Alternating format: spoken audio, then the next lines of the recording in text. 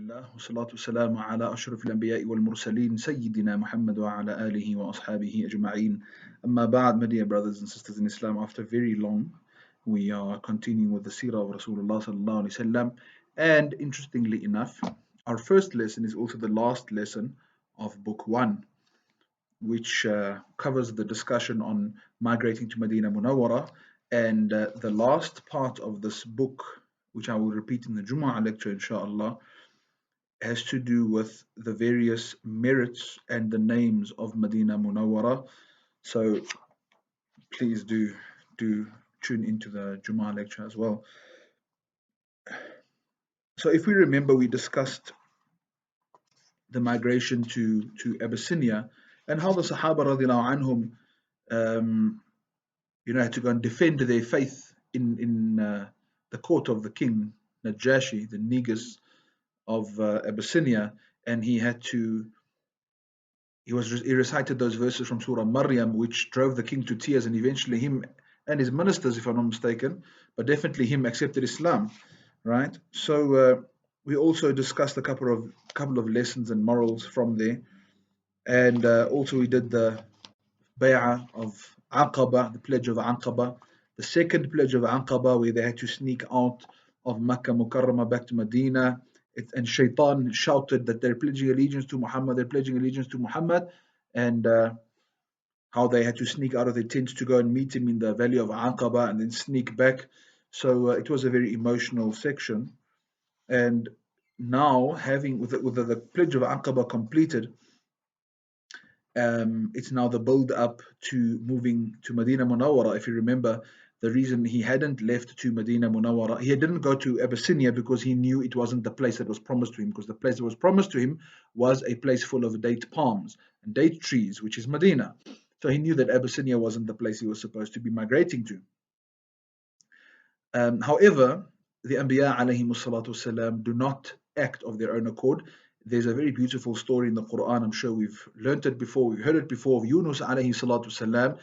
Effectively, the mistake or the error that is attributed to Yunus alayhi salatu wasalam, and by the way, it's not a sin, so it's not like a sin that the Anbiya alayhi salatu wasalam are punishable for. It doesn't change the fact that they're sinless. The error of judgment that he had made was the assumption that when a Nabi gave the message to the nations of the past and they rejected that message, the punishment of Allah subhanahu wa ta'ala came 3 days later. So he went and told these people that you've rejected my message after years and years of da'wah. Allah subhanahu wa ta'ala has revealed to me that you're going to be punished.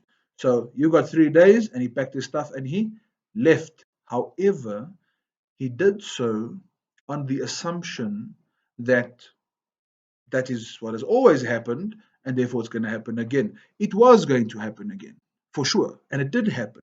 However, Yunus alayhi salatu wasalam did not wait for Allah's command to leave. And that's why Rasulullah sallallahu alaihi wasallam also didn't go to Medina just like that. He waited very, very patiently to go to Medina Munawwara. So just to conclude the story of Yunus alayhi salatu wasalam, it's because of the fact that he left without a strict instruction from Allah subhanahu wa ta'ala that when the people of Yunus alayhi salatu wasalam saw the black clouds of punishment approaching, they immediately realized, oh, the Nabi hit the road, and now we've got a few, like literally 2 days before we get destroyed. So they all took the people and the animals and the women and children, everyone out into the field, and they started begging Allah for forgiveness and guidance, etc., etc.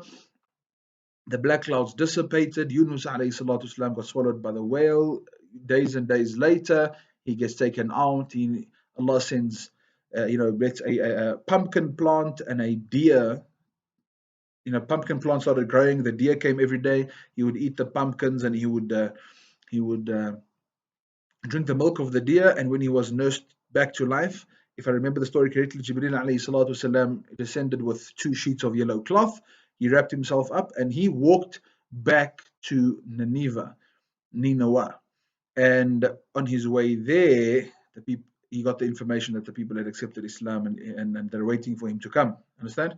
So that's the whole story of Yunus alayhi salatu wasalam. But this is why Rasulullah sallallahu alaihi wasallam did not just leave to Medina of his own accord. He waited for the express instruction of Allah subhanahu wa ta'ala. Now, The migration to Medina hadn't occurred in an instant. Rather, it was preceded by a number of precautions, and when it did take place, it occurred in stages. And as we explained, why it occurred in stages is because Rasulullah sallallahu alaihi wasallam had to, kind of make sure that he's crossed his T's and dotted his I's, and everything was in place. In Medina, sorry, there was two kinds of preparations. One had to do with preparing those who were going to migrate to Medina, and the other involved in preparing the city itself to where they were going to, right?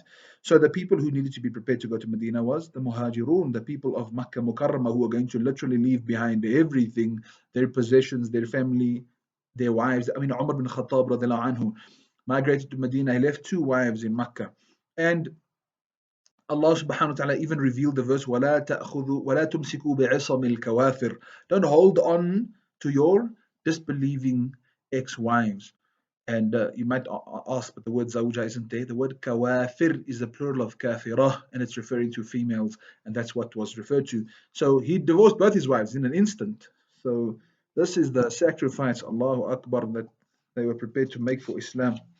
We'll still get to the Battle of Badr, ladies and gentle people, then you'll understand what sacrifice is. So preparing the Muhajirun, who were the ones migrating to Medina, involved several years of spiritual training, much of which had been discussed in previous chapters. And all of those who moved to Medina Munawarra, they were like the cream of the crop, the forerunners of Islam, right? And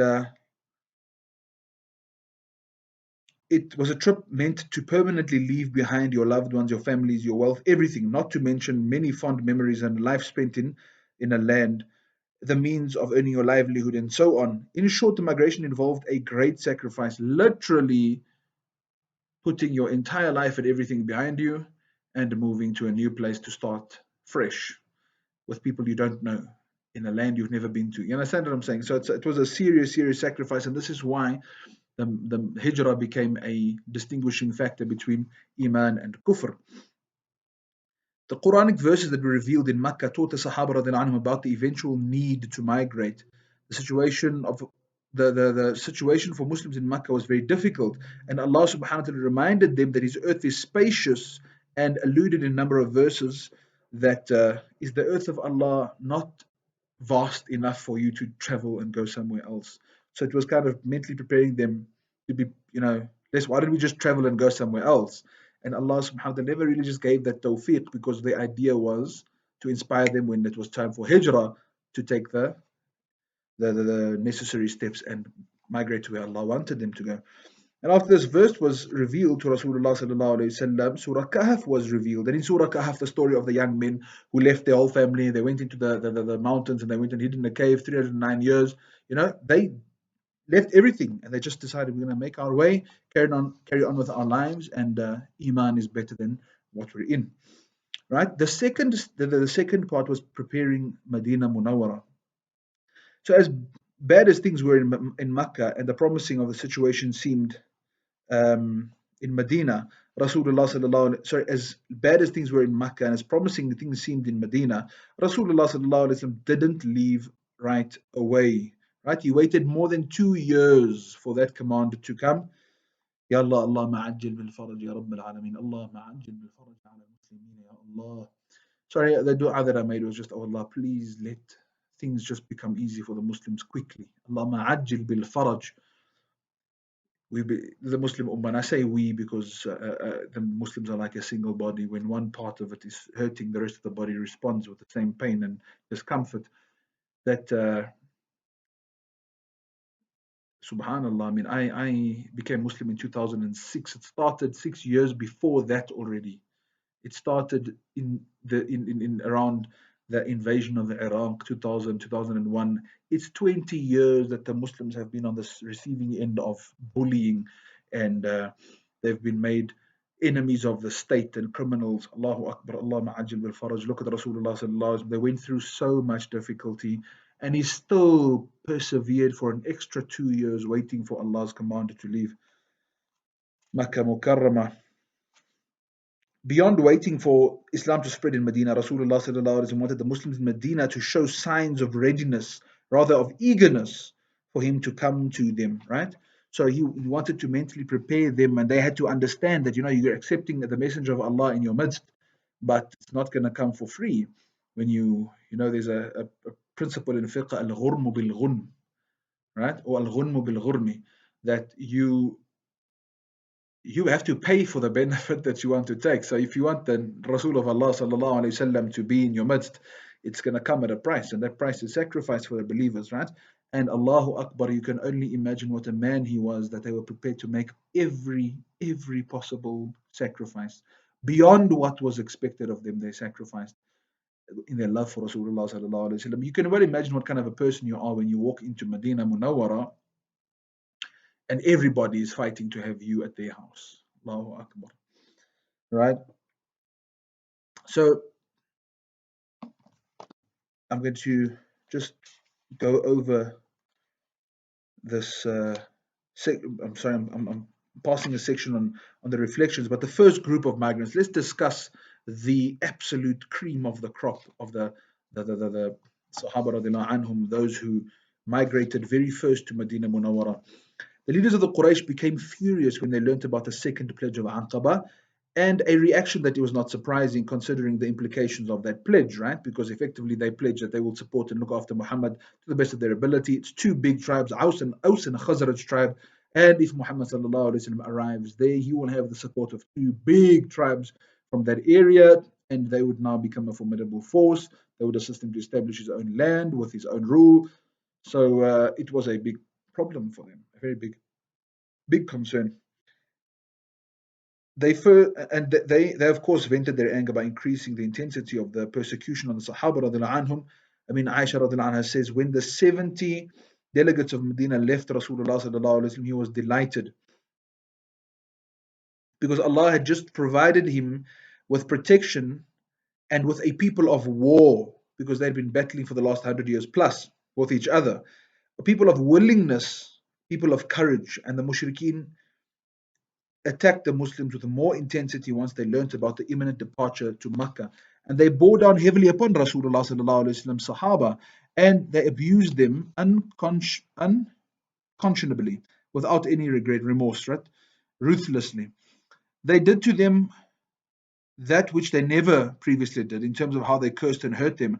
And the companions of Rasulullah sallallahu alaihi wasallam complained about it to Rasulullah sallallahu alaihi wasallam. They asked his permission to migrate. And then he says, I have been shown a place to which you will migrate. I saw a sakhba. Sakhba means a salty, fertile land, right? Full of date trees between labitain, between two mounds of rock, between two mounds of rock. Um,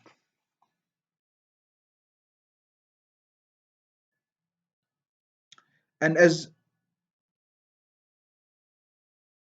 sorry, and had a sarat,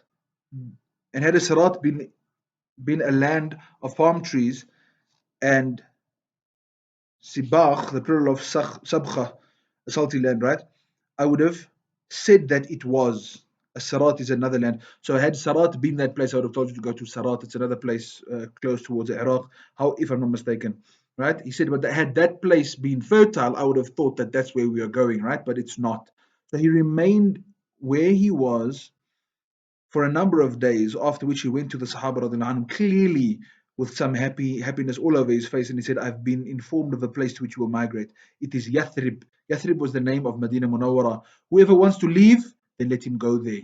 Subhanallah. Can you imagine? After 13 years of merciless persecution, 13 years of merciless persecution, finally the doors open, and Allah subhanahu wa ta'ala tells him to go to Yathrib. Right? The people began to set out, and they would coordinate their departure with one another, giving comfort to each other, and they would leave keeping news of the departure secret. So they would like sneak out of Makkah in little groups. And the first person from the Messenger of Allah's companions to reach Medina Munawwara was Abu Salama ibn Abd al-Asad, right? Next to arrive after him was Amir bin Rabi'a. Now I must tell you the story of Abu Salama, but I can't tell you today because that's one of the most beautiful love stories in the history of Islam. Subhanallah wa bihamdihi, subhanallah al-azim. Okay. thereafter, the Ansar of Medina would host them in their homes. And the Ansar provided shelter for them, support for them, comforted them. And prior to Rasulullah's arrival in Medina, Salim, the freed slave of Abu Hudhayfa, he would lead the Muhajirin in Salah at Quba Masjid. And when the Muslims began leaving for their hijrah to Medina, the Quraysh became furious. A group of Ansar who pledged the second pledge of Aqaba returned to Medina. But then, when the first person to migrate set out for Quba, right, when the first person to leave Makkah Mukarramah, hang on. But then, when the first person to migrate set out for Quba, they went to Rasulullah in Makkah so that they could accompany his companions during their migration. So the first person was now on his way to Quba, which is just outside Medina. These Sahaba came to accompany them to Medina to kind of, be their guides and travel with them. Those were therefore Muhajirun from the Ansar. Think about this. Imagine how amazing. You don't know these people from a bar of soap. They say kalima with you, and just because they said kalima and you said kalima and you promise to protect and support them, you will travel 2 weeks in the blistering hot desert of Makkah Mukarram, of Medina Munawarra, all the way through to Makkah Mukarramah, 450 kilometers away. You would come and fetch them in Makkah and you would travel with them to Medina so that you could be part of the first group of people to make the hijrah. La ilaha illallah. May Allah subhanahu wa ta'ala bless us with such iman and such love and such fervor for this deen. Subhanallah, bihamdi, I don't know what else to say. Allahu Akbar, walillahi alhamd.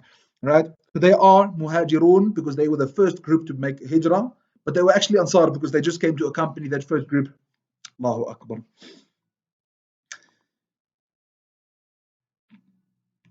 They were Dhakwan bin Abd Qais, Uqba bin Wahab ibn Kaldah, Al-Adbas ibn Ubadah bin Nadla, and Ziyad bin Lubayd. Right? All of these, right?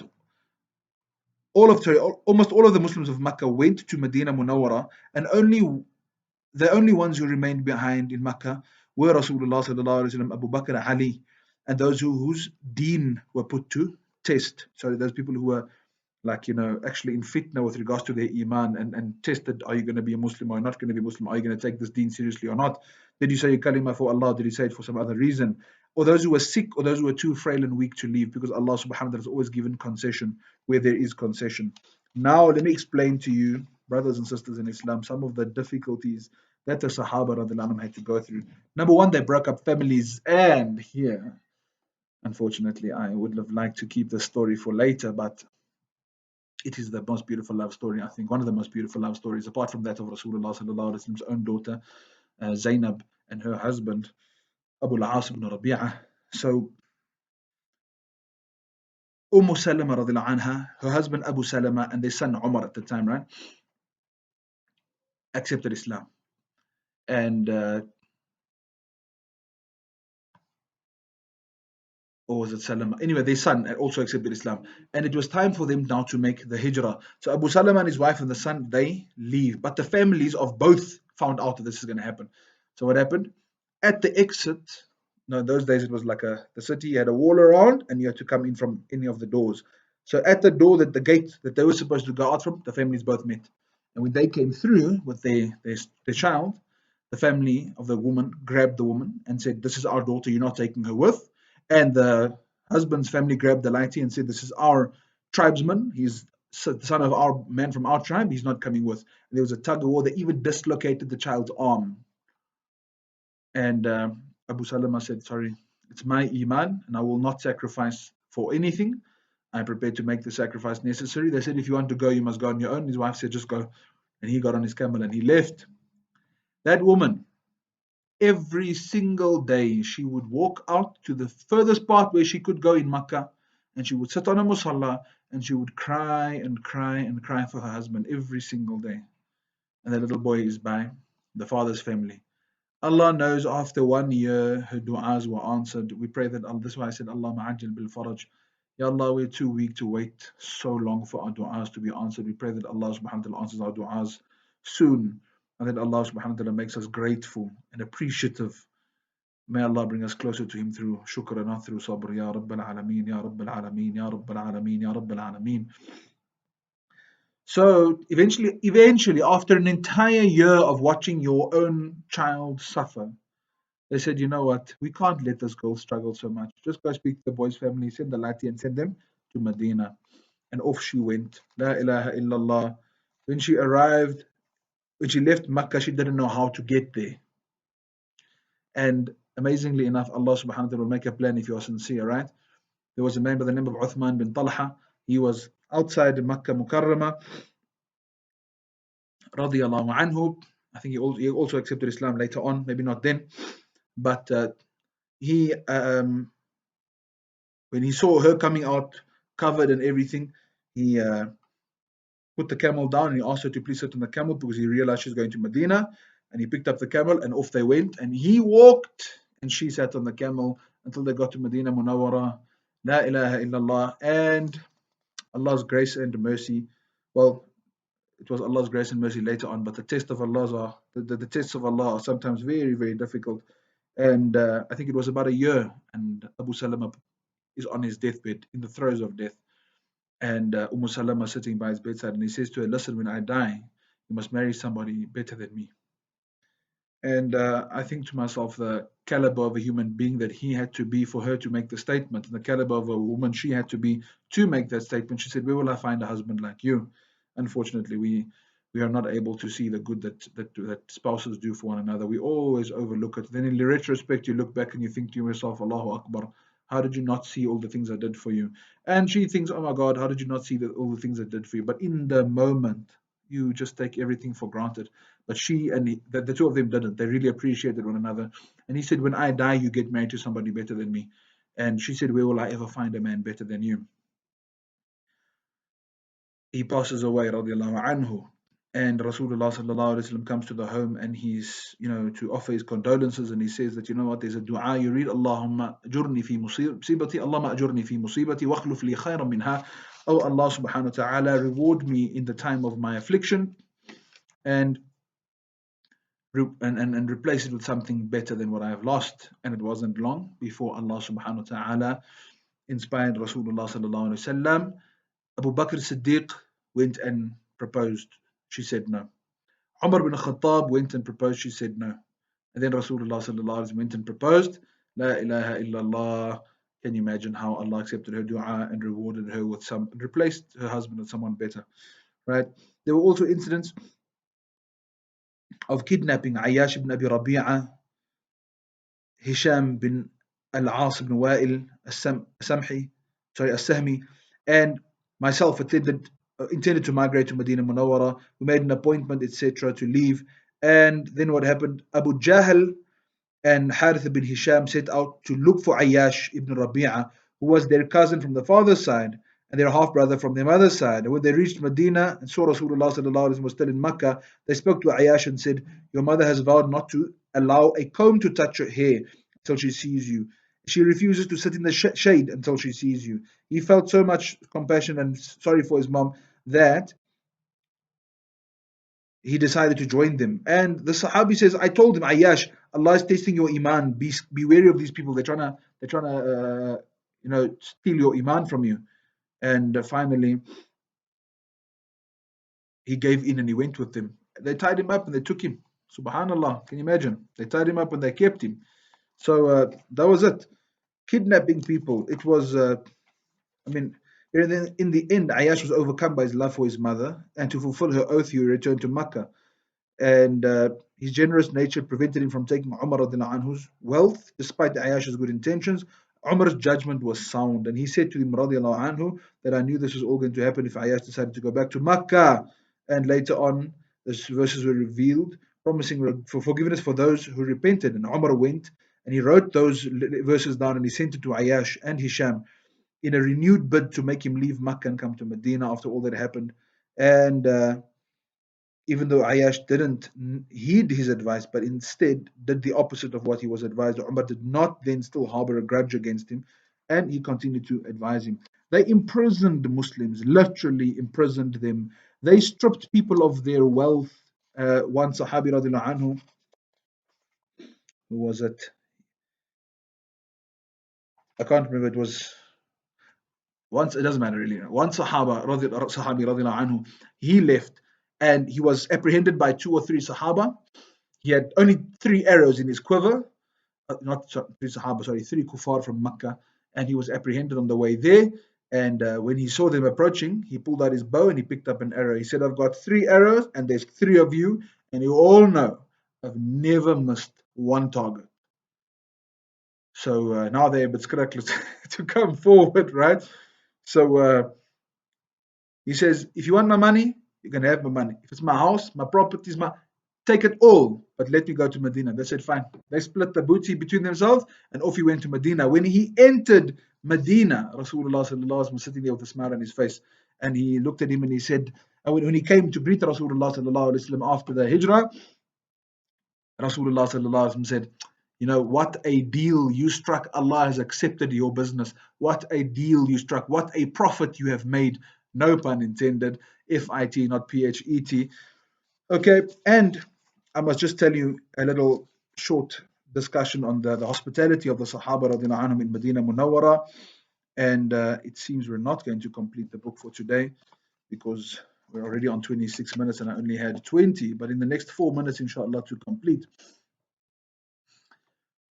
I want everybody to think about something very carefully. When the Muhajirin came from Makkah Mukarramah, they entered Medina Munawwara, and some of them have nothing. Abdurrahman bin Auf literally walked into Medina with a brick of butter and the clothes on his back. And when Rasulullah sallallahu alaihi wasallam told them, you know what, this family, you go stay with that family, this family, go stay with that family, these are your brothers now, you must look after them. Sahaba went as far as to tell the guy, look, I got 2 wives, they're they, look at whichever one you like, I'll divorce that one, and when her iddah is finished, you can marry her. Think what you just heard. Brothers and sisters in Islam, most of the guys are going to be like, yeah, but we don't have 2 wives to share. That's not the point. Think about what you just heard. A Sahabi's got 2 houses. Bro, go and see which house you like. You can have that one. I'll vacate and you can live there with your family. Brother had 2 date orchards. Bro, look at which date orchard you like. You can have that one and you'll have something to farm so you can live. Can you think? I'm going to put you into perspective. May Allah subhanahu wa ta'ala, I'm not judging anybody. Really, I'm not judging anybody. I'm not. But let's say we were living in Turkey and our Syrian refugee brothers and sisters spilled over into Turkey. You and I have no idea. My younger brother Qari Salahuddin, Damat Barakatuhum al-Aliyah, went on a Jamiat al-Ulama humanitarian mission to to Turkey, and he saw what those Turkish brothers and sisters are doing for their Syrian refugee brothers and sisters in Iman, in Islam. Think about it this way. If you and I were living in Turkey and we had 2 houses, I can promise you we would have given it to them on a reduced rent, not to live in. For sure. We wouldn't have offered half our salary to assist. We'd have offered employment and we'd paid him a menial wage. It's like I saw a video today that a woman walked up to an old man selling eggs. How much are the eggs? 50 cents each. Okay, I want 6, but I'm going to give you 2 rand 50. Okay, no problem. You know what? I need the bus. I need to survive. So take the eggs for 2 rand 50. Anyway, she takes her 6 eggs for 2 rand 50 and she gets into a car and off she goes. The old uncle packs up his eggs and with his 2 rand 50, I don't know what he went, maybe it was in like 1960s when you could still buy something for 2 rand 50. And off he went and she went out with her friend to a Lani restaurant in Sandton for supper, spent 800 bucks on the meal, tipped the waiter 100 rand. But you just did an old man down for 50 cents and you feel no shame. And you can go and tip a waiter 100 bucks and think you're a legend. But isn't that what we do? Isn't that what we do? We don't look at ourselves. We don't look at ourselves. We don't focus on ourselves. We're only looking at other people all the time. So anyway, think about this. What would you and I have done? And then people say to me things like, Ya Allah, may Allah forgive me. I also thought, why couldn't I have been a Sahabi? This is why I was not a Sahabi.